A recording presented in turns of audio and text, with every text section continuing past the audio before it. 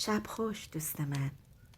همراه ما باشید با حکایت سفر لقمان، مردی که ثابت کرد هیچ سیاه چالی نمیتواند نوری را که از درون میتابد به بند بکشد. در روزگاری که بیابانهای پهناور میان رودان شاهد جابجایی کاروانهای بزرگ برده فروشان بود، جوانی سیاه چرده با لبانی ضخیم و جثه‌ای نه چندان نیرومند در انتهای یک صف طولانی با پاهای برهنه بر روی شنهای داغ گام برمی داشت. او لقمان بود. در آن زمان هیچ کس در سیمای او نشانی از بزرگی نمی دید. او تنها برده‌ای بود که از سرزمین‌های دور آورده شده بود تا در بازار نینوا به کمترین قیمت فروخته شود. لقمان برخلاف دیگر برده‌ها که یا در حال گریه بودند یا با خشم به نگهبانان نگاه می‌کردند، سکوتی عجیب داشت.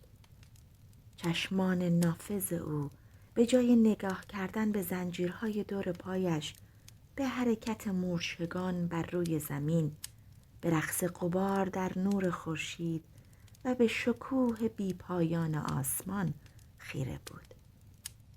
او در همان حال که بندگی آدمیان را می کرد، در ملکوت درونش آزادترین انسان روی زمین بود. ارباب اول او مردی تندخو و مالندوز بود که لقمان را برای کارهای سخت گلکشی و ساخت بناهای سنگی به کار گرفت. یک روز کارگران دیگر که از سنگینی سنگها به سطوح آمده بودند شروع به گلایه و دشنام دادن به بخت بد خود کردند. لقمان در حالی که سنگ بزرگی را بر دوش داشت رو به آنها کرد و با صدایی که طنینی آرام بخش داشت گفت: ای برادران، سنگینی این سنگ بر دوش ماست، اما سنگینی اندوه بر دل ما باری است که خودمان داوطلبانه حمل می‌کنیم. جسم در بند است، اما کیست که بتواند فکر شما را به زنجیر بکشد؟ سخنان او چنان بر جان کارگران نشست که گویی خستگی از تنشان برکشید. اما این تازه آغاز ماجرا بود. یکی از ناظران سنگدل که شاهد تأثیر کلام لقمان بود به ارباب گزارش داد که این برده سیاه با کلماتش در حال جادو کردن دیگران است. ارباب لقمان را احضار کرد تا او را تنبیه کند. او با خشم پرسید: تو را چه به سخن گفتن از روح و فکر؟ تو تنها ابزاری برای جابجا کردن سنگ هستی. لقمان با تواضع سر فرود آورد و پاسخی داد که اولین جرقه از درخشش حکمت او بود. او گفت: ای ارباب، اگر من ابزار تو هستم، پس بدان که بهترین ابزار آن است که صیقل خورده باشد.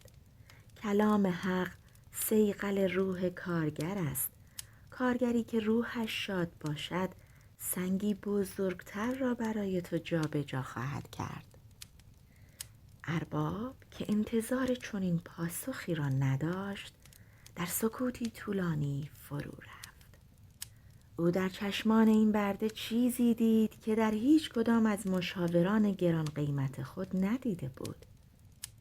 اما حسادت و ترس از قدرت کلام لقمان باعث شد تا تصمیم بگیرد او را به مسافت‌های دورتر بفرستد، غافل از اینکه حکمت لقمان مانند بوی مشک است. هرچه بیشتر پنهانش کنند نفوذش در فضا بیشتر می‌شد. ارباب لقمان او را به بازرگانی به نام ثاقب فروخت. ثاقب مردی بود که تنها به سود و زیان می‌اندیشید. معتقد بود که برده‌ها فاقد روح و اندیشند.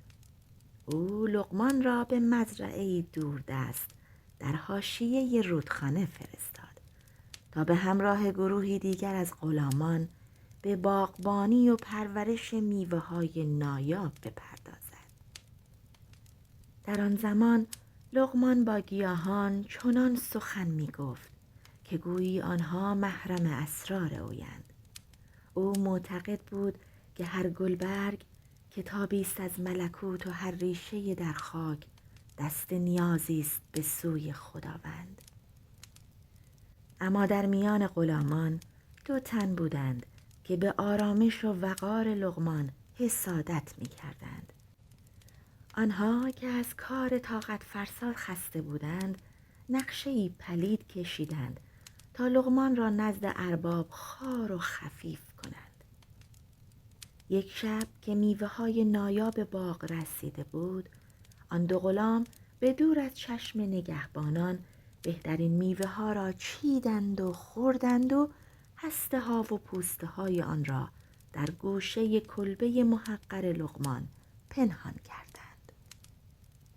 صبحگاه وقتی ثاقب برای سرکشی به باغ آمد و جای خالی میوه‌ها را دید، فریادی از خشم سر داد. آن 2 غلام با تزویر پیش آمدند و گفتند: ای ارباب، ما دیشب دیدیم که لقمان سیه چرده با آنکه تظاهر به پارسایی می کند دزدانه میوه ها را به کلبه اش برد و خورد. ثاقب که به دنبال بهانه‌ای برای شکستن غرور معنوی لقمان بود او را احضار کرد. لقمان با بدنی نحیف اما روحی استوار در برابر ارباب ایستاد. ثاقب با تازیانه‌ای در دست فریاد زد: ای برده ناسپاس، آیا مزد آرامش تو این بود که مال مرا بدزدی؟ اعتراف کن وگرنه زیر تازیانه جان خواهی داد. لقمان بدون آنکه هراسی در دل راه دهد نگاهی به آسمان انداخت و سپس رو به ارباب کرد و گفت: ای ارباب، حقیقت نهان را نمیتوان با تازیانه بیرون کشید. اگر میخواهی بدانی چه کسی میوه ها را خورده است، دستور بده تا همه ما ظرفی از آب گرم بنوشیم و همگی با هم به سوی آن تپه بلند بدویم. ثاقب که از این پیشنهاد عجیب مبهوت شده بود از روی کنجکاوی پذیرفت. تمام غلامان از جمله آن توطئه‌گران آب گرم نوشیدند و به فرمان ارباب شروع به دویدن کردند. آفتاب تند بیابان بر سرشان میتابید و دویدن با شکمی پر از آب آنها را به لرزه انداخت. پس از مدتی آن 2 غلام که میوه‌های دزدی را با حرص خورده بودند طاقت نیاوردند و در میانه راه تمام آنچه خورده بودند را بالا آوردند. تکه های میوه های نایاب در مقابل چشمان ثاقب بر زمین ریخت. اما از دهان لقمان تنها آب زلال بیرون آمد، شفاف و پاک همچون روحش. لقمان در حالی که نفس نفس میزد رو به ارباب مبهوت کرد و گفت: ای ارباب، این است رسم ملکوت. روزی خواهد رسید که زمین آنچه را که آدمیان در نهان خوردند و انجام دادند بیرون خواهد ریخت. آن روز کسی که درونش از زلالی آب است نجات خواهد یافت. ارباب تازیانه را از دست انداخت. او نه تنها به بیگناهی لقمان پی برد بلکه فهمید که با مردی روبروست که دانشش از کتاب ها نیامده بلکه از مشاهده دقیق قوانین طبیعت سرچشمه گرفته است. او آن 2 غلام را به بند کشید اما لقمان شفاعت آنها را کرد و گفت: بندگی خود به اندازه کافی سخت است. آنها را به بند کینه مکش که کینه خود جبارترین ارباب است. این حادثه باعث شد که نام لقمان به عنوان حکیم خاموش در سراسر آن منطقه بپیچد. ارباب که حالا به لقمان نه به چشم یک برده بلکه به چشم یک معمای بزرگ مینگریست، تصمیم گرفت او را با سخت‌ترین آزمون‌های ذهنی بیازماید. او می‌خواست بداند آیا این حکمت لقمان تنها یک زیرکی گذراست یا ریشه‌ای عمیق در او دارد. روزی از روزها ثاقب مجلسی بزرگ راه انداخت و بزرگان نینوا را دعوت کرد. او می‌خواست در حضور همگان دانش برده خود را به رخ بکشد. وسط مجلس ثاقب رو به لقمان کرد و گفت: ای لقمان، امروز می‌خواهم امتحان نهایی را از تو بگیرم. برو و گوسفندی را ذبح کن و بهترین پاره تن آن را برای من بیاور. لقمان بدون درنگ به مطبخ رفت. گوسفندی را سر برید و ساعتی بعد با سینی کوچکی که پارچه ابریشمین روی آن بود بازگشت.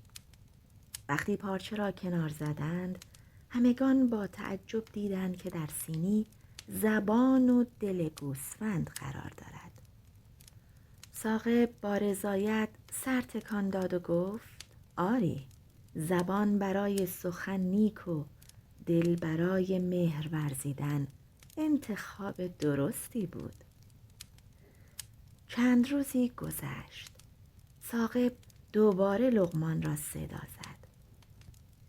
این بار با لحنی جدی‌تر گفت: لقمان، بار دیگر گوسفندی را ذبح کن، اما این بار بدترین و خبیث‌ترین پاره تن آن را برایم بیاور.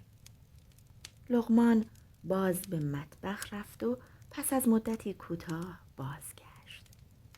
وقتی سینی را مقابل ارباب گذاشت، سکوتی سنگین بر تالار حاکم شد. همه چشمانشان از حیرت گرد شده بود، چرا که در سینی باز هم زبان و دل قرار داشت. ثاقب با خشم از جای برخاست و فریاد زد: ای لقمان، مرا مسخره می کنی؟ چطور ممکن است یک چیز هم بهترین باشد هم بدترین؟ عقلت را از دست داده ای یا می خواهی قدرت مرا ببینی؟ لقمان با همان آرامش همیشگی تعظیمی کوتاه کرد و با صدایی که گویی از اعماق تاریخ می آمد گفت: ارباب، آرام باش. به خودت نگاه کن. هیچ پاره‌ای در تن موجودات شریفتر و برتر از دل و زبان نیست، آنگاه که به نور راستی و پاکی آراسته باشد.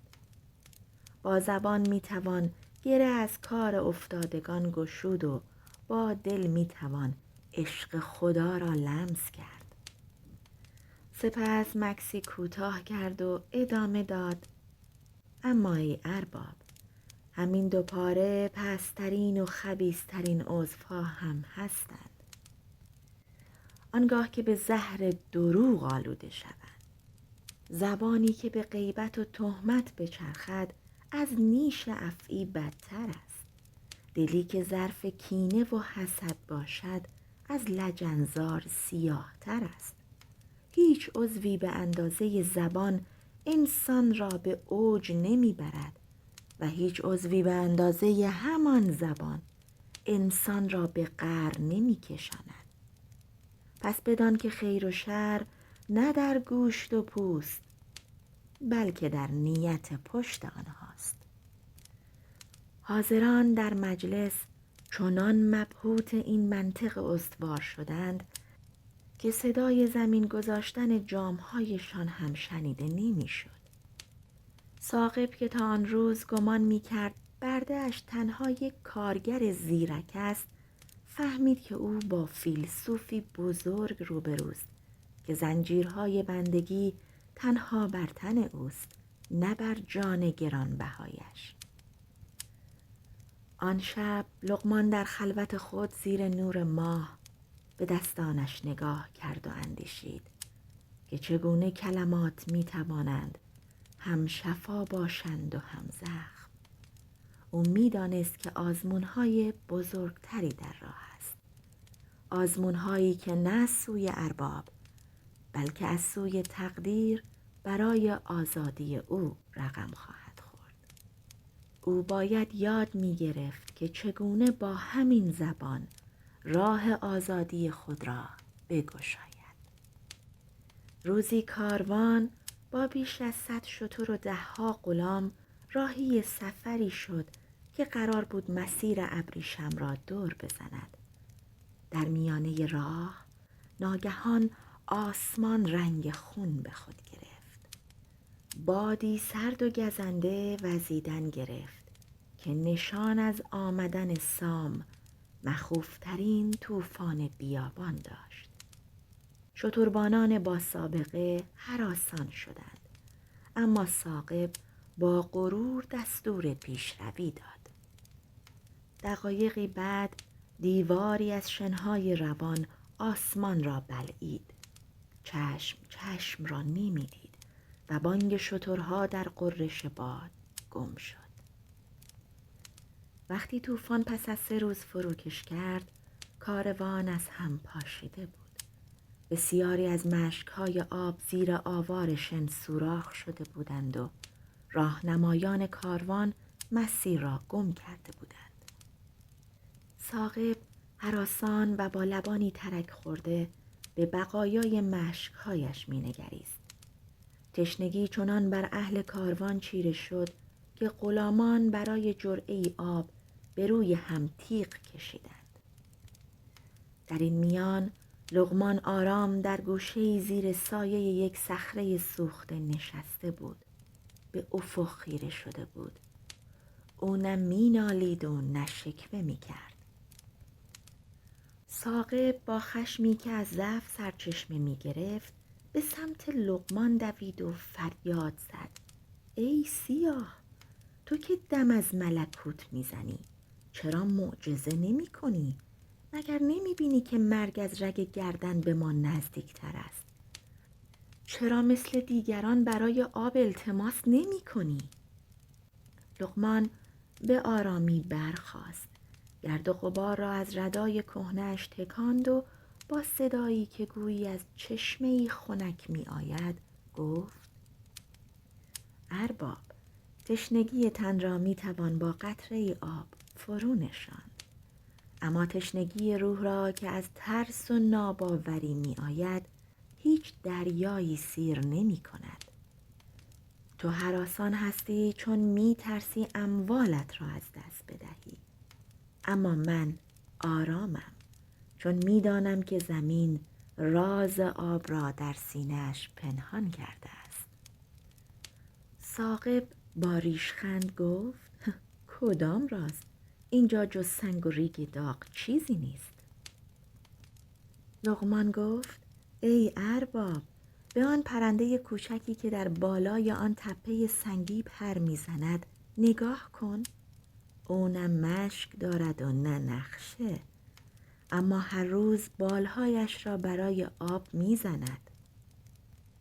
خدا هرگز مخلوقش را در میانه راه رها نمی کند، مگر آنکه مخلوق خودش را گم کرده باشد. اگر می‌خواهی زنده بمانی، دستور بده همه غلامان ساکت باشند. هیاهو آتش را دوچندان می‌کند و خرد را می‌کشد. ثاقب که دیگر چاره‌ای نداشت دستور سکوت داد. لقمان به راه افتاد و کاروان خسته را به سمتی برد که هیچ شباهتی به مسیر اصلی نداشت. او نه به قطب نما نگاه می کرد و نه به ستارگان. او به ریشه های خشکیده بوته های بیابانی و جهت وزش نسیم سحری دقت می کرد. پس از ساعتها راهپیمایی در سکوت مطلق به دره‌ای عمیق رسیدند که در انتهایش چند درخت نخل پیر و شکسته به چشم می‌خورد.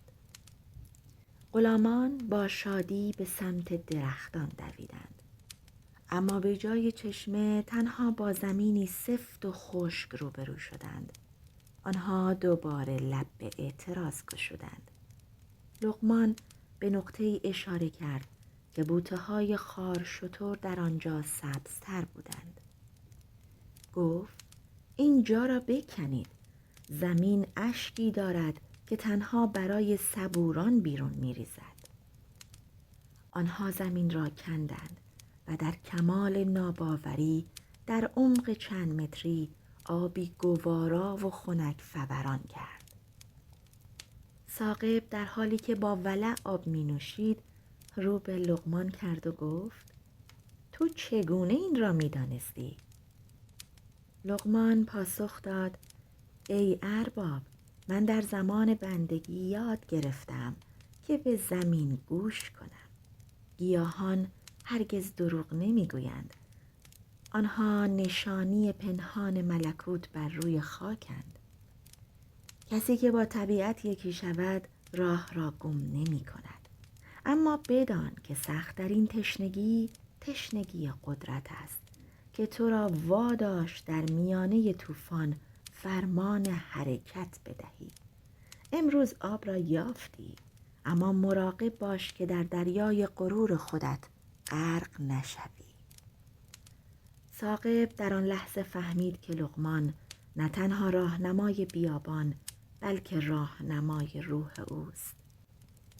پس از نجات معجزه آسای کاروان در دل بیابان، آوازه لقمان مانند نسیمی که بوی گلهای بهاری را به دور دست ها می برد، از مرزهای نینوا گذشت و به ایوانهای بلند کاخ پادشاه رسید. پادشاهی که در آن زمان بر آن سرزمین حکم می‌راند، مردی بود که خود را دانای کل می‌پنداشت و بر سر سفره‌اش همیشه فیلسوفان و منجمان گرد می‌آمدند. روزی از روزها قاصدی با ردایی طلایی و اسبی تیزرو به خانه ثاقب آمد. او فرمانی سلطنتی در دست داشت. گفت پادشاه شنیده است که در خانه بازرگان برده‌ای است که زبان گیاهان را می‌فهمد و نشانه‌های ملکوت در بیابان را می‌خواند. پادشاه امر کرده است که این برده به همراه اربابش در ضیافت بزرگ ماه نو حاضر شود. ثاقب هراسان و مضطرب بهترین لباسها را بر تن لقمان کرد. اما لقمان با همان آرامش همیشگی گفت ارباب، جامه نشانه قدر نیست. کلام حق در ردای کهنه همان قدرتی را دارد که در لباس حریر. بگذار با همان جامه همیشگیم بیایم تا پادشاه بداند که خرد به تار و پود پارچه وابسته نیست. آنها وارد تالار با شکوهی شدند که ستونهایش از مرمر سبز و سقفش از لاجورد بود. پادشاه بر تختی از تاج نشسته بود و در کنارش دانشمندان دربار با نگاهی تحقیرآمیز به قامت نحیف و چهره سیاه لقمان نگاه می‌کردند.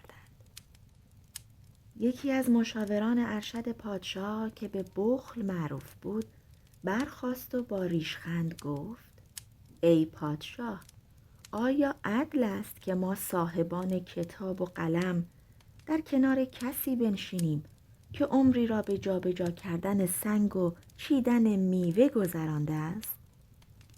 او از ملکوت چه می‌داند؟ پادشاه رو به لقمان کرد و گفت ای لقمان، مشاور من میگوید تو تنهای برده‌ای. بگو ببینم سخت‌ترین کار جهان چیست؟ زیباترین چیزها در نگاه خدا چیست؟ سکوت بر تالار حاکم شد. لقمان قدمی پیش نهاد. او به جای آنکه به پادشاه بنگرد، به نوری که از پنجره بر کف تالار میتابید خیره شد و گفت ای پادشاه زمین، سخت‌ترین کار جهان شناختن خویشتن است. آدمی میتواند هزاران فرسنگ را در بیابان طی کند و چشمه ها را بیابد، اما در کوچه های تو در توی نیت های خودش گم شود. سخت است که انسان ترازوی عدل را در دلش چنان نگه دارد که هوای نفس کفه آن را سنگین نکند. او مکسی کرد و ادامه داد. اما زیباترین چیز در نگاه خدا چشمی است که از سر عبرت به جهان بنگرد و زبانی که به وقت خشم سکوت را برگزیند. زیبایی در گوهر تاج تو نیست ای پادشاه، بلکه در آن لحظه است که تو در اوج قدرت در برابر حقیقتی که از زبان یک برده بیرون می آید سر فرود آوری. مشاور بخیل با عصبانیت فریاد زد: اینها بازی با کلمات است. اگر تو حکیمی بگو ببینم در این لحظه در ذهن من چه می گذرد؟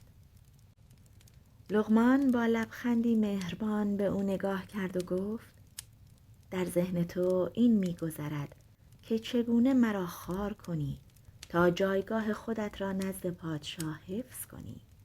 اما بدان که خرد مانند خورشید است. هیچ کس نمی تواند با پاشیدن خاک بر روی آن جلوه نورش را بگیرد.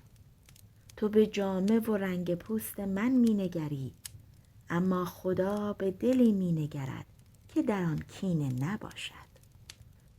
تو از من می پرسی چه در ذهنت می گذرد؟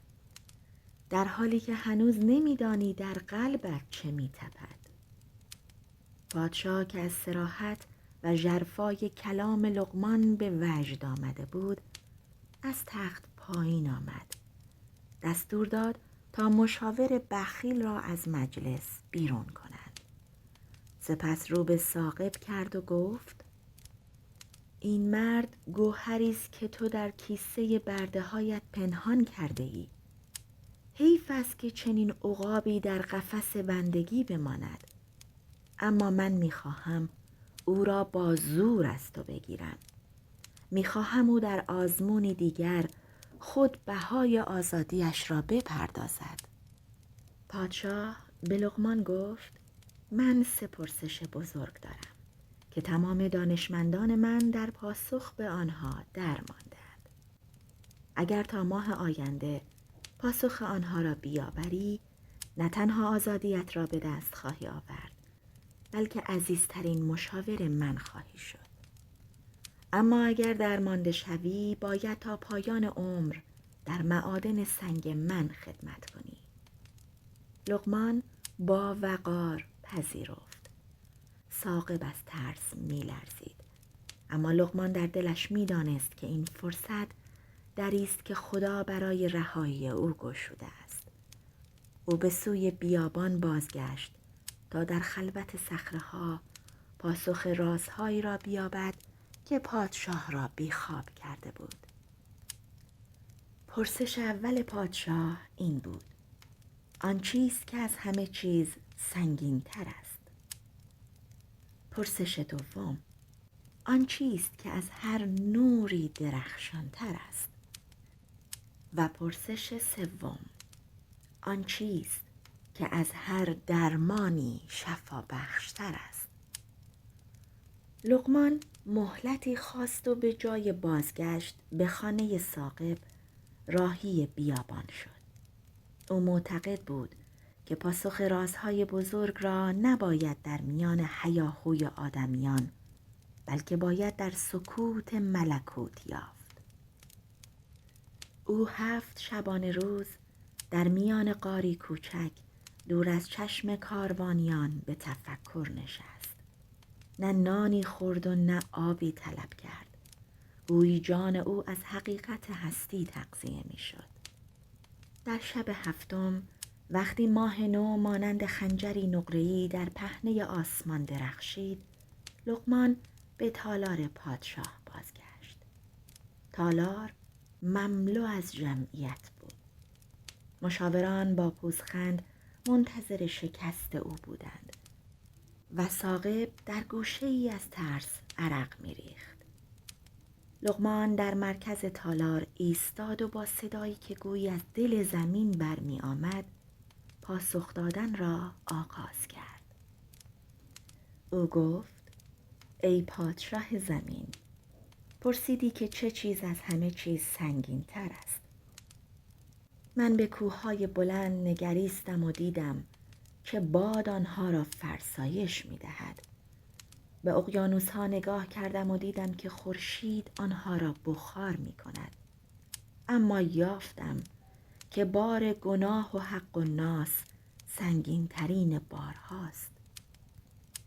انسانی که بر دوشش حق ستم دیده‌ای باشد، حتی اگر بر تخت پادشاهی بنشیند، قامتش زیر سنگینی این بار خم خواهد شد و در ترازوی خدا هیچ سنگی سنگین تر از ظلم نیست. همهمه‌ای در میان جمعیت افتاد. پادشاه با تعجب سر تکان داد و پرسید: برای پرسش دوم چه داری؟ چه چیز از هر نوری درخشان تر است؟ لقمان به چشمان پادشاه خیره شد و گفت: ای پادشاه، خورشید با تمامی بزرگیش شبنگام پنهان می شود و چراغ‌ها با وزش بادی خاموش می شود. اما نور دل در قلب انسان درخشانترین نورهاست. کسی که به خدا باور دارد در تاریکترین شبها و در میان سختترین بلاها راه را گم نمی کند. ایمان به خدا نوری است که از درون می تابد و هیچ طوفانی را توان خاموش کردن آن نیست. پادشاه که گیج شده بود با صدای لرزان گفت: پاسخ آخر، شفا بخش ترین درمان ها چیست؟ لقمان تبسمی کرد که بوی مهربانی میداد. گفت: ای پادشاه، طبیبان برای تن ما دارو می سازند، اما روح انسان بیمارتر از تن اوست. شفا بخش ترین درمان ها قناعت و راضی بودن به رضای خداست. بسیاری از دردها از حرص و طمع می آید. کسی که به آنچه خدا برایش مقدر کرده قانع باشد، قلبش آرام می گیرد و این آرامش دارویی است که تمام زخم‌های پنهان وجودش را شفا می دهد. وقتی سخن لقمان به پایان رسید، سکوتی چنان عمیق بر قصر حاکم شد. پادشاه از تخت بلند شد. تاجش را به نشانه احترام کمی جابجا کرد و فریاد زد: به راستی که این مرد نه برده ثاقب، بلکه استاد تمام ماست. ای ثاقب، از همین لحظه لقمان آزاد است. بهای آزادی او را من از خزانه به تو خواهم داد. اما لقمان در آن لحظه با شکوه به جای شادی به گوشه تالار نگاه کرد. جایی که پیرمرد فقیری نشسته بود. او می‌دانست که آزادی واقعی تازه آغاز شده است و او باید این حکمت را به میان مردمی ببرد که در بند جهل خویش گرفتارند. پس از آن که زنجیرهای بندگی از دست و پای لقمان گشوده شد، او نه تنها به ثروت و مقام دل نبست، بلکه ردای ساده خویش را بر تن نگاه داشت و تصمیم گرفت برای آموختن درس‌های بزرگتر زندگی راهی سفر شود.